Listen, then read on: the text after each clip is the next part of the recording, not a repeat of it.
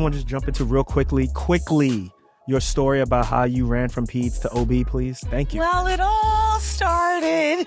Here we go. Because y'all know Renee long-winded as hell, yo. Just get to the point, It yo. all started a long time ago when my parents first met. All right. I thought I always wanted to go into pediatrics. Started out as general pediatrics, and somewhere along the way, I think did an endocrinology class in college. I really enjoyed it. Did biochemistry, and I started putting things together. You go that far back. Oh my God. Okay, so I'm taking longer because I'm answering you. Okay, now I'm taking longer. Okay, go ahead. Okay. All right, folks. Your exciting new medical career. It's just been hit with a serious illness or injury that stops you from earning a paycheck just when you need it most. Check out what Jamie Fleischner of Set for Life Insurance said back on episode 176 about having disability insurance early in your career. The real reason to get it early on is really twofold. One is to protect your insurability. So if you are healthy and you can obtain the coverage, you also pre-approve yourself to be able to buy more in the future. So down the road, as your income does increase, you don't have to answer additional medical questions. All you have to do is show that your income is increased and you can buy more benefits at that time. No medical questions asked. Protect your income, secure your future. Check out setforlifeinsurance.com. What's good, everybody? Welcome to another episode of Docs Outside the Box. I'm taking over. Listen, this is What Y'all Say Friday. Renee is on one. Okay, she didn't take her meds today. We're going to see if we can guide her through this. But listen, guys, she needs your support, not your laughter. The Ativan will be coming, okay, babe? The Haldol will be coming for you. How you doing? You doing all right today? I'm doing okay. I got to go to work later, so. That means we got to record and we got to get going. Shout out to everybody who's listening. On all your DSPs. We talking about Spotify. We talking about Google. Google Music doesn't even exist. I'm talking about YouTube Music. Exactly. I'm talking about Google. Apple Podcasts. I'm talking about Pocket Casts. And then everybody who's watching us on YouTube. Yo, we working with the algorithms. Like, we got to make this work. But listen, if you guys are watching on YouTube, just share it with somebody. Give us a thumbs up, subscribe.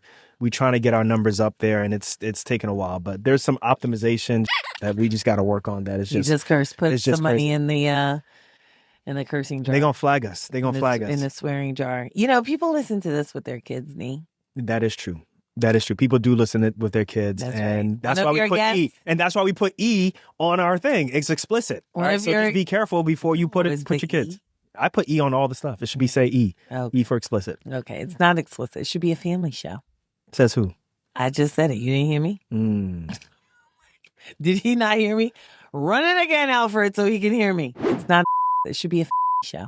So everybody, for this episode, for What Y'all Say Fridays, this is when we get an opportunity to hear from you all, respond to you all. We love you guys. You guys, I don't know if you can really tell, but we're talking to a wall and there's a camera right there. And for us to get feedback from you lets us know what you think about us, what you think about the show. And a lot of times we're looking for ways to improve. So this talking to the audience is like talking to a wall. Okay, we got it. We got it, Nee. We heard what you said. Renee's on her antagonistic bit. But that's okay, guys. She's on her she's off her meds. Boom. Off her meds. All right, so we got 2 questions or 2 comments that we're going to respond to today. Wait. Before we get to the questions, I just want to say, if you guys want to send us a question, a comment, anything, you can go down to the show notes. If you're listening, you can go down to the show notes. You'll see fan mail. You'll also see a phone number where you can text us. You can also DM us at Docs Outside the Box on Instagram, or you can go to docsoutsidethebox.com and send us a message through our contact page. And we will be much more than happy to answer your questions or respond to your comments. So let us know what you're thinking. Now let's get into What Y'all Say Friday. What y'all got to say? All right. So our first comment, question, request is from a medical student. So it says, "Good morning, Dr. Nee. My name is Michael F." What you got to say, Michael F.? and I am an incoming OMS1 at the Alabama College of Osteopathic Medicine. I didn't know that they had a school, so shout out to you, Michael. Congratulations. I've been following Docs Outside the Box. Why he put in quotes? Because it's a title. Okay. He's like, Docs Outside the Box, like animal crackers. Like, anyway, Docs Outside the Box for some time now, and greatly admire your story and the work you and your wife do. Yay. I've been interested in trauma surgery since my undergrad years, and as I prepare to begin medical school, I would be honored to shadow you if you allow students to do so.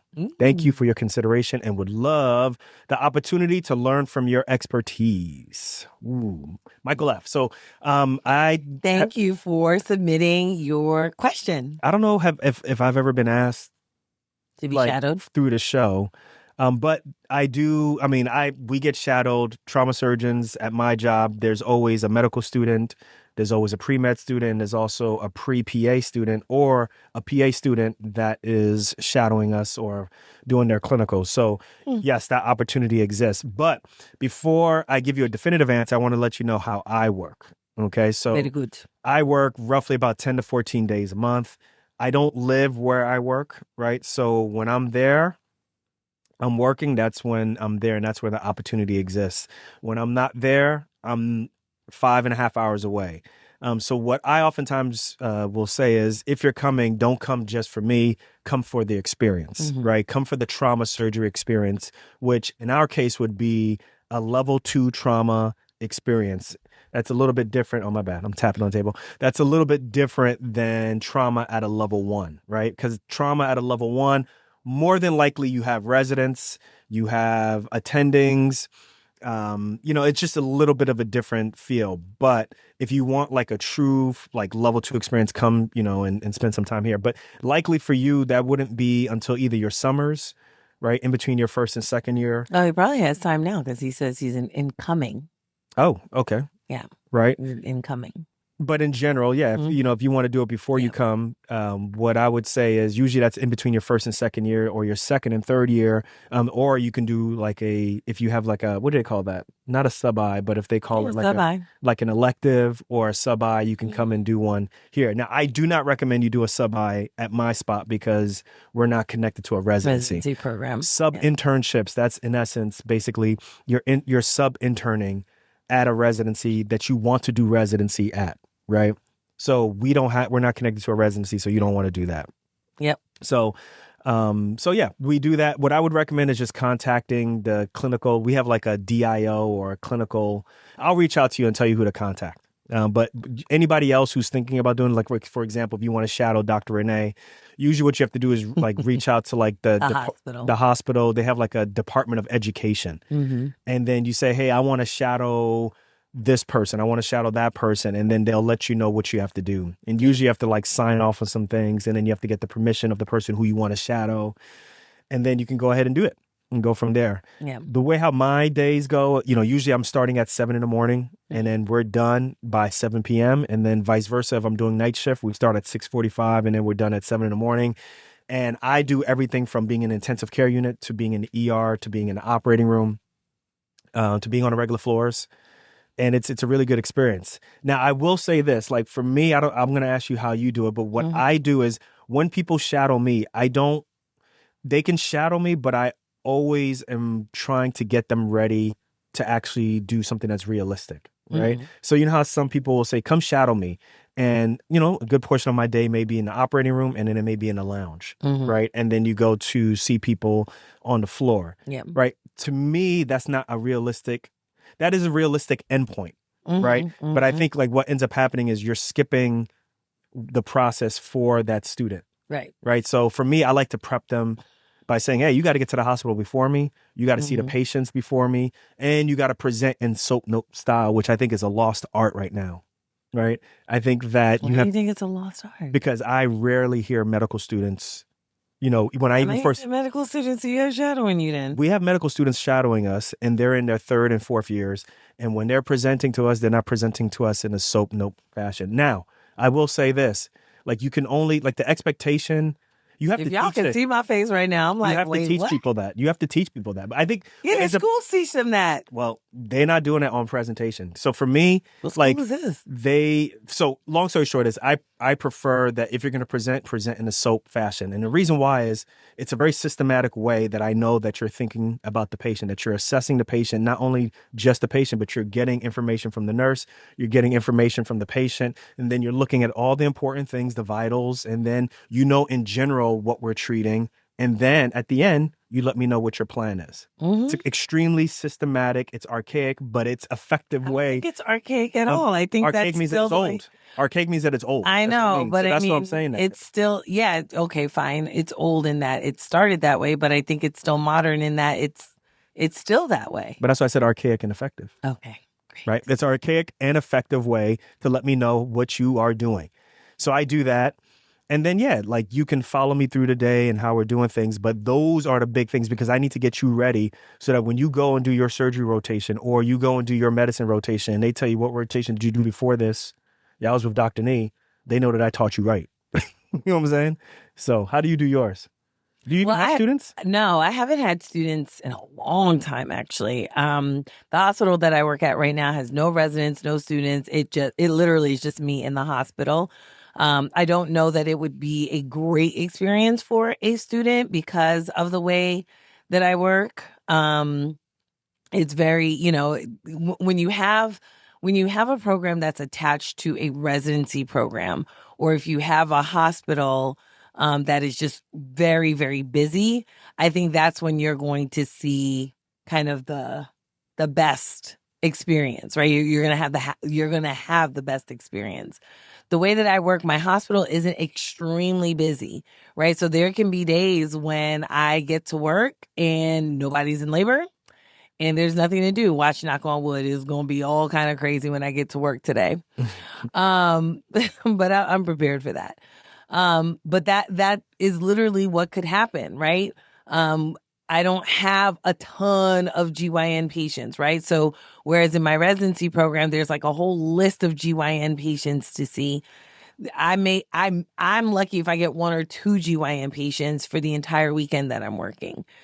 So it's, if you wanted to shadow me, that's fine, but I can't guarantee that you're going to have the full Monty experience of OB-GYN when you're shadowing me where I am right now. But at the previous program that it was a busier program. So, there wasn't a lot of downtime like I have right now. So I agree with you. I think that if students are looking, especially pre-meds, are looking to see, okay, well, what will this experience even look like? I think it's better to go to a hospital that is busier, a hospital that potentially has a residency program. I think that pre-meds should actually, so here's what I think. I think what is archaic and not necessarily as effective is having pre-meds shadow full-fledged board-certified doctors. I think that needs to go out the window. I actually think pre-meds should be shadowing residents. That's who they should be shadowing because that's the first experience that they're going to have as doctors. And you and I both know that experience can be extremely jarring because if you've never experienced residency before, you're like, what the hell is this? Yeah.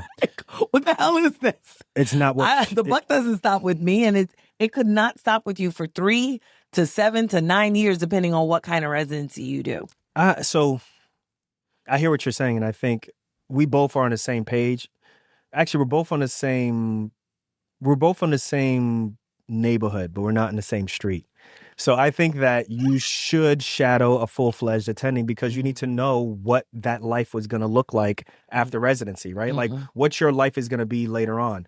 But I do think that part of evaluating someone is you don't spend your entire time with that person, right? Like you have to be like, okay, like maybe for 2 weeks, I'm seeing how this person practices in an outpatient general surgery type experience.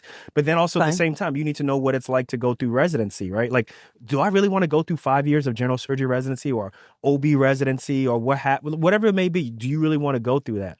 But then it's also, you need to know what it's like at the end point, right? Because if you see an experience where you're like, yeah, like me, like I don't want to be dealing with Like there's OB things that I just don't want to deal with, right? Mm-hmm. And the way in which OBs practice, that's just not for me, right? Mm-hmm. So I think it behooves me to kind of see, like, for example, like how you practice. I just don't think I should spend I shouldn't make my entire basis as to what specialty I want to go to based off of spending time with you. Do you see how some Well, I mean, I don't think you should ever do that, especially at the pre-med level, right? Because as a pre-med, you're not exposed to, majority of the specialties, right? You're literally just shadowing mainly because it's a requirement to get into medical school, right? But outside of it being a requirement to get into medical school, I think it needs to be an actual worthy experience so that you can know kind of what is the most, grueling part, right? What's the most grueling experience that you're going to have as a doctor? And usually that is going to be residency. Not always, but usually that is going to be residency, and that can be very shocking for people. The other reason I say shadow a resident is because when you shadow a resident, you will inevitably be shadowing and attending as well, because the resident has to interact with the attending. The attending is inevitably going to bring you into Depends on which residency you at. Depends on which residency you at. You will. So, you're never not going to encounter. In general, that's like saying like fellow. Anyway, you're never not. You're never like saying not. fraternities don't haze, right? It's like No. That's not true. No, that's not. That's absolutely not true. That's absolutely not true. No. If you're talking about for a few hours, well then yeah, okay, because definitely hours can go by and you don't necessarily encounter your attending. But if you are shadowing over weeks, you're telling me that a residency program doesn't have one attending over several weeks? That wouldn't make any sense. I didn't say that. But that's what I'm saying. That's not what I'm saying. But that's what shadowing experiences are. Even when you get that experience, there's some programs that even though you get an experience with an attending, it may not even be like you're seeing how the resident interacts with the attending, but you're not necessarily getting a chance to see really what the attending is going through and stuff. You do. Right? No, you may not. On some level, I think you do, because if you decide you want to go into academic medicine, then what you're seeing is this. If I am an attending, this is how I interact with my residents. You can't see every single thing, right? You can't see every single aspect of someone's practice. It's just not going to happen. You're not going to see every single aspect of it, right? Because let's say even if a student shadowed you, let's say they shadowed you in residency, right? There was a point at which you were in transplant. There was a point at which you were in general surgery. There was a point at which you were in the ICU. There was a point at which whatever. They may see you in ICU, but they never saw you on general surgery. They may see you on transplant, but they never saw you in ICU. You understand what I'm saying? So that's what I mean is that kind of, sort of, but I see what you're not gonna get. We're in the same neighborhood, not in the same block, but I think that overall, try to get a what do you call it, in the same house. Try to get an experience where you're with an attending. Try to get an experience where you're in a residency, and go from there. So, but Michael F., I appreciate what you wrote in. I enjoy working with students. I enjoy working with pre-meds. Medical students. I know there's some people who don't like to work with. There's people who don't like to shadow or residents. Yeah, who don't. I'm not sure why, but I love it. So reach out to me, and I'll reach back out to you and let you know how to make it work and stuff. But I'm sure we can make it work. And kudos to you for being that. For being on the ball like that to say, hey, you want to leave Alabama and come all the way, to wherever I work at and kind of do that. So we'll see. We'll see if we can make it work. Yeah, and. To your point also, not every doctor is a mentor. Yeah, I mean, we know that already. No, well, not everybody knows that. I think a lot of pre-meds don't know that, actually, that not every doctor is a mentor. So you got to just be aware of that just because that person is a doctor doesn't necessarily mean that they are, gung-ho about helping other people become basically doctors. What she's trying to say, there's some doctors that suck, all right? So I'm not saying they suck. I'm just saying they don't really want to help. I'm saying they suck. So let's move on. No matter where you are in your career, you've seen patients your age or younger get seriously injured, have a long-term illness, or even have a mental health issue that affects their ability to work. Now, what if that was you? No, for real, what if that was you? Without disability insurance, how are you going to replace your paycheck? In episode 176, Jamie Fleischner of Cepha Life Insurance explains why the best time to buy disability insurance is during your residency. Most physicians acquire their disability policies during residency, and there's several reasons. First of all, when you're younger, you're able to obtain the insurance because they ask you a whole host of medical history. And so you usually don't get healthier over time. Usually you get less healthy over time. So when you're healthy, it's easier to acquire the coverage. Number two, it's also less expensive because it's based on your age and your health. You're not getting younger or healthier over time. So you're at the ideal time. The earlier you get it and the younger you are, the less expensive it's going to be. So whether you're a resident or you're an attending, it's never too late to protect your income. Renee and I, we use Set for Life Insurance to find a disability policy that fit our needs and budget. So what are you waiting for? Check out setforlifeinsurance.com. Once again, that's setforlifeinsurance.com. Next message. We got, hi, Dr. Nee. I just found his phone number on your website where it says, we'd love to hear your questions and comments. Yay. I'm a third-year medical student in my 20s, and I just saw your podcast for the first time. It seems like you are living a life I dream to live. That's right. You know what I'm saying? Dream harder, girl, because you ain't never going to have my life. I was wondering. What? I'm just teasing.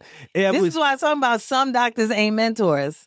Please. Okay. This is mentorship right now. This show, every episode since 2016 has been damn mentorship, right? It doesn't have to look the same way as you coming up and what do you call it? But this is mentorship. God damn it. All right. Why are you yelling? Just for the effect. Okay. Anyway, I was wondering if you do any med student advising. I'm really struggling to pick a specialty, and I'm afraid to ask advisors in my med school about this because of how much weight their opinions about my commitment to either field will affect my letters. I would definitely be interested in any paid career advising that you offer. Cheers. Word. Listen, we're going on to Patreon for this. Our Patreon is $1,000. Oh, my gosh. There's no name? There's no name. There's only a phone number, and I don't want to put the phone number down. But I appreciate this. You could have put the last 4 digits of the phone number at least so that they could know, like, okay, this is my question. This is a good point. I appreciate you writing this in. And I remember at this point kind of trying to think about what you're going to do for residency, which residency you're going to consider. You have a really good story about, wanting to do peds, realizing that you have all these charges against you, so you can't go with peds. So that wouldn't make sense because I deliver babies now. So that makes no sense. Like the narrative that you're trying to push, it doesn't work. It doesn't work because I deliver babies. So I'm around children all the time. So it doesn't work. This narrative, false narrative you're trying to push about me. So then why'd you switch from peds? Because you must be running from something. Anywho, I was running from boredom. Tell your story. Okay, let's. So first of all, shout out. You just answer the question. Didn't they come to you and say hi, Dr. Nee? Listen, I'm just gonna say that. I see how y'all didn't say hi, Dr. Renee. Both of y'all. And you good. Okay. Listen, everybody, you are good. You will address the host. Okay? And the host encompasses her also, okay? So you'll address me, and then she will get it later on, okay? So you guys did amazing. I love it. So for me, my advising is this show. We don't charge for advising, okay?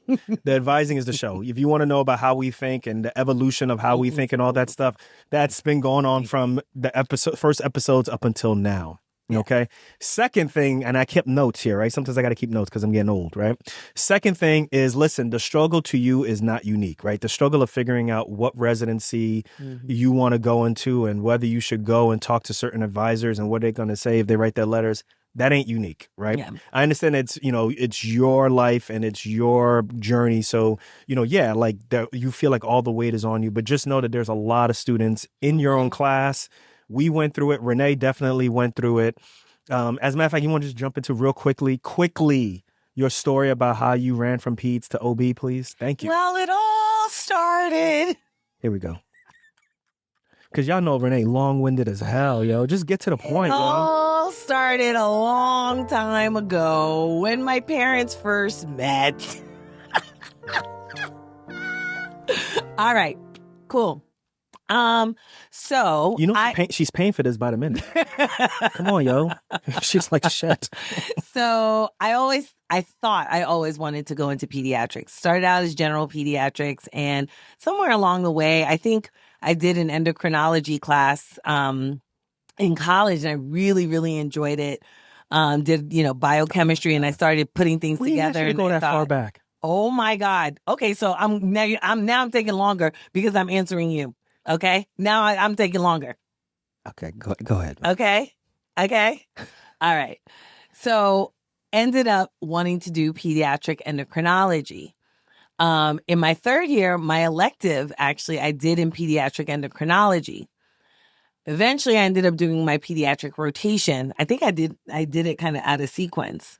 So I did my pediatric. We did inpatient peds together, right? We did inpatient peds together, but my pediatric endocrinology was an outpatient. That was before elective. Yeah, I did it out of sequence. I think because of the way my schedule was, I ended up doing my elective before I did the pediatric rotation. Got onto the pediatric rotation, and that's where we did ours together. This time it was inpatient. So I had experienced some outpatient with my elective, but now we were inpatient. And I think at that point, I kind of realized this is going to be the bulk of what I do for residency and potentially if I wanted to, work in the hospital, which at the time I wanted to work in the hospital. And I hated it. Hated it. 2 snaps. And a twist and a kiss. But what's shout out to A Different World. Men in Color. A Different World. Not A Different World. Sorry. In Living Color. In Living Color. And I think it was Men on Films. Yeah. Men on whatever it was. Anyway, so I just didn't like it. I thought it was boring. I didn't enjoy the medicine of pediatrics at all. I don't know where you are in terms, I know you're in your third year, but if there is something that you feel kind of calls to you and that you're actually interested in, I would seriously consider that. I know other considerations. Real quick, when did you make your decision to switch to OB? Because this is so important. Yes. So I made my decision to switch to OB actually in my 4th year. I did it really late. I would not recommend somebody do that. You did it after July. I did. After that's July. Why it's very important. I did it well after July. She changed her mind when people already started applying. Yes, people were applying already. I think it was like, I want to say it was October. Maybe it was October. I can't remember, but it was well into July, or excuse me, after July. I don't think it was October. I think it was. Maybe it was earlier. Maybe it was September. Yeah. Maybe it was September. Because I remember October, we were looking at. By then, you had already submitted your stuff for OB, I think. Okay. Yeah. So, maybe it was September. But I would not recommend that for everybody. It doesn't work for everybody. But if you are, in a dilemma, which I felt like I was, the reason that it took me a little bit longer was because I wanted to do a couple more pediatric rotations before I made my decision. So I ended up doing a pediatric rotation in Akron. Mm-hmm. That's when I stayed with Siobhan, who was on the show previously. So I did pediatric ER, and then I ended up doing an MFM rotation as well to see if I want to do OB. So I just needed to make the decision. Eventually, I chose to go to OB. I never looked back. I was very happy with my decision. But what I would say to you is that figure out what the things are that are important to you. Nowadays, we kind of talked about this in a previous episode. Nowadays, I think that the whole traditional lifestyle question isn't really as much of a question, right? The question of, can I do OB and have a family and this, that, and the other? Now, because there are so many options of how you can work. It's even surgery. Well, yeah. Surgery is the things that people were so concerned about, like having kids while you're a surgeon or getting married. Right. While you're a surgeon, that's gone by the wayside. Yeah, that's gone by the wayside. So if that's something that's kind of weighing down your decision, I would say probably you don't need to worry about, the things that we had to worry about when we went through school because, I think it was a very traditional point of view. If I could, I would say that based off of your comment, I think you're putting too much weight on your advisors, Yes. right? Like, I That's true think too. you're putting them too much on a pedestal. Like, the most important thing that I think programs, and I'm talking about residency programs, when they are looking at people, right? Like, they're looking at your grades in med school, they're looking at your board scores, they're looking at your level of commitment, i.e., have you done any type of research in that specialty? Have you done any type of Which I didn't. have you done anything to kind of just let them know that, yeah, like this specialty that I want to go into is something that, I didn't. you want to do and stuff, right? And that helps them to understand your perceived commitment, The right? only thing I did was the rotations. So I would definitely say like those are the things that are important to you. And then I think they do look at letters of recommendation, but they're really going to be paying attention to the letters of recommendation from people who are in that field, right? So let's say, for example, you decide you want to go into internal medicine, right? Like they are going to weigh a letter of recommendation from an internal medicine doctor more than a doctor An OB. or OB or surgery or neurosurgeon. They're going to be like, yo, like, can this person do well based off of the recommendations of a hospitalist or an internal medicine doctor? That's something to consider. Yeah. So I would say like some of the things that you need to consider in order to really solidify your stuff is, are you going to do, like, what are you really interested in, right? Like what really interests you from a specialty standpoint, right? So have an open mind. What do you get excited about? What do you like? Have an open mind. So for me, when I started med school, there was two things that I was really interested in. One was I was really interested in OB, and that fell by the wayside real quick. And then I was really interested in trauma surgery, but I knew that if I went into school thinking that I just wanted to be a surgeon or I just wanted to be OB, I think there was a strong chance that I wouldn't give the rotations in my third and fourth year a proper chance to say, like, maybe peds is for me, right? Or maybe like not OB, but maybe something else is really for me. But because sometimes if you go in with a certain type of mentality, I'm going in to do ortho or I'm going in to do surgery or whatever, you don't give the other rotations a chance. Yeah. So I just said, let me give everything a chance. And I did. And I just liked surgery, right? I knew this is what I wanted to do. And I wanted to do general surgery. Although you did get mad when I said you had a surgeon's yeah, you did. You tried to play mentality. First of all, you do have a surgeon's mentality and you are a surgeon. So I was right. Well, but no, you didn't say it as a compliment. What do you mean I didn't say it as a compliment? You always say that, but you can never say how I said it. Okay. I just said it as a matter of fact. I'm like, yeah, you have a surgeon's personality. So what I would say to you is, what interests you, right? What rotations did you enjoy? Don't be mad because you're mad about your personality. And if you're really interested in it, if you're really thinking like this is something that I may want to go into, even despite what your advisors say, you should do a sub internship in there. I have right? friends who are surgeons. And what a sub internship, what it does, let me land. And what a sub internship is you will go there and you will intern there as if you want to go to that program, right? So I did a sub internship at Morehouse January before I was supposed to start residency at wherever. I didn't know. And I was there before everybody. I was rounding on patients. I was letting people know my plans. I was presenting in a soap note fashion. I would go to the operating room. I would go and do procedures with critical care. I did all these different things. And I would always let people know, like, I'm trying to do residency here. And lo and behold, I think that, that played a major role in me matching there. Right. That plays a big role. So I think the other thing that you need to consider also is lifestyle, right? The lifestyle, like, what do you see? And this goes back to our previous question, which is, yeah, I do think that it's important for you to see the lifestyle of an attending surgeon, right? Because that's how their life is going to be. That's probably how your life may be. Maybe. But also you may want to look at the lifestyle of what it's like to be in a residency, right? These are things that you just need to consider. So that's why for me, I'm like, look, you don't need to worry about the pay of, that specialty, because I don't think you should worry about that. You're going to be fine. The question is are you happy with the lifestyle, right? Because I know a lot of neurosurgeons right now who are probably listening who make a lot of money, but they hate what they do, right? Or they hate the way how they work, and they're not in much control of that, right? We talked about that on a previous episode. There's a neurosurgery? Right, but we know that. Yeah. So, I don't think pay is that important, more so than what your life is going to be and are you okay with having that type of life. Mm-hmm. So that's super important. So that's what I would say is just listen, like, have fun with it, enjoy it, think about what you want to do that you really enjoy, and then go further into it by doing some further internships or rotating electives in it, and then go from there. But listen, the advisors, they've seen students like you before. They know, right? Yeah, this ain't nothing new. This ain't nothing new. So if they see or they sense that you're not sure what you want to do, that's okay.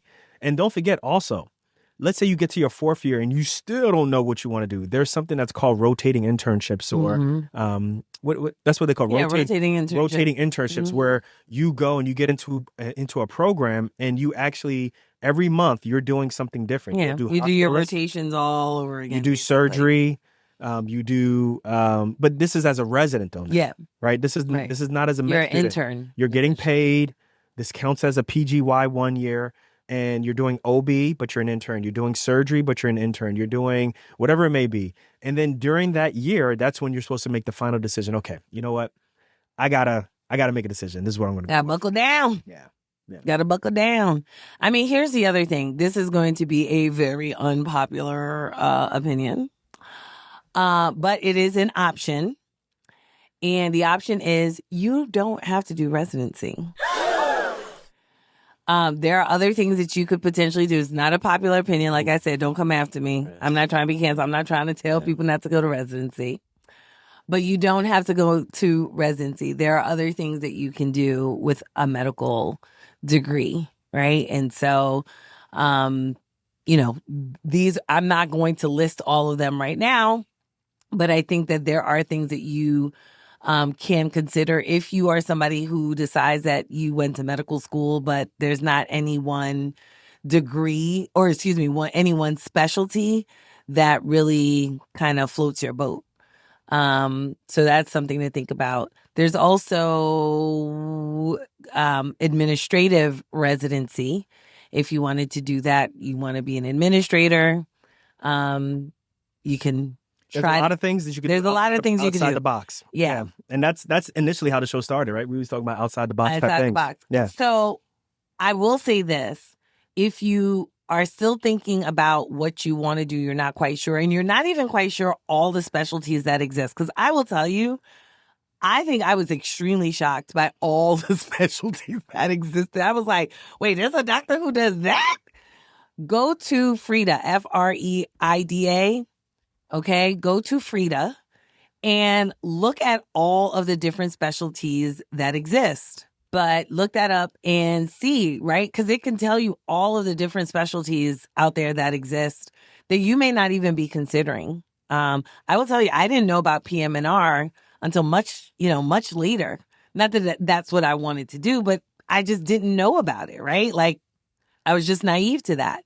So, Yeah. So there's a lot of options for you. Yeah. So don't feel like you're boxed in, even if you do some of your rotations and you realize that that's not what you may want to do. Like, it just may be like the rotations that you're doing is just, or the specialties or things that you're currently being exposed to, but there's more to it. There's more out there. There's PM&R. There's also, what's the other one? Preventative medicine. Yeah, preventive medicine. Preventative medicine is another radiation field. oncology. Yes. These are things that you don't necessarily do a rotation in, but you can use your electives or you can use your sub-Is, right, to be able to, put your little pinky toe. Stop putting these advisors on a pedestal. In the water. You control way more than you think you do. So don't worry too much about that. That's what I would say. So, and your advisors are there to advise you. The other thing that I will say is that it is in your school's best interest to help you to match.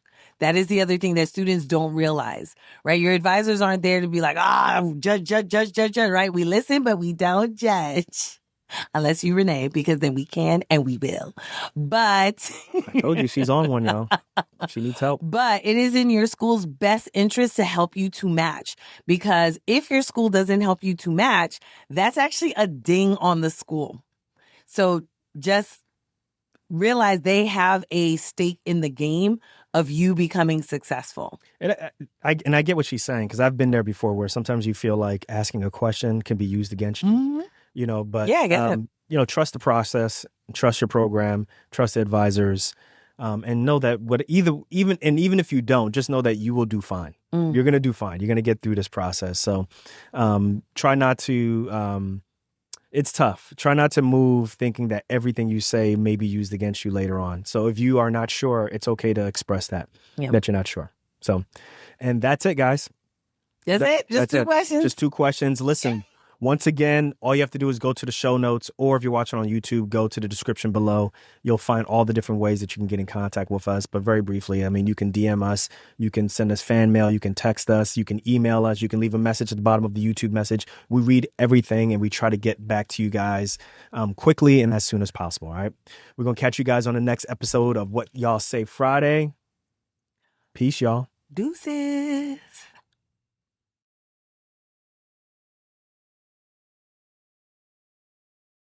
Or you can go to docsoutsidethebox.com.